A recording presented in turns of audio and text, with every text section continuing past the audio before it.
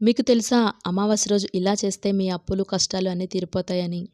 అమావాస్య రోజు గోశాలకెళ్ళి ఆవులకి గడ్డి, బెల్లం, అరటిపళ్ళు మీ స్తోమత కొద్దీ ఏం పెట్టినా వాటి కడుపు నిండేంత వరకు ఏం పెట్టినా చాలండి. మనసు ప్రశాంతతగా ఉంటుంది. అప్పులు తీరతాయి. బాధలు తగ్గుతాయి అని ఇక్కడ వాళ్ళందరూ నమ్ముతారండి. మార్వాడీస్ కంపల్సరీ ఎప్పుడు అమావాస్యకి వెళ్తారు షాప్స్ అన్నీ క్లోజ్ చేసి. ఇక్కడ పావురాలకు కూడా ఒక గూడుని ఏర్పాటు చేశారు. చాలా మంచిగా అనిపించింది. నేను వెళ్ళింది శంషాబాద్ దగ్గర గగన్పాడ్ అనే విలేజ్‌లో సత్యం సుందరం అనే గోశాలకు వెళ్ళామండి. చాలా ప్రశాంతంగా అనిపించింది. ప్రతి అమావాస్యకి రావాలనిపించింది. ఇక్కడ కంకణం కూడా కడతారు. ఆడవాళ్ళకి, మగవాళ్ళకి అందరికి కంకణం కడతారు. అలా హారతి కూడా మన చేతులతో మనం ఇవ్వచ్చు అమ్మవారికి. చాలా బావుందండి. టెంపుల్స్ ఉన్నాయి.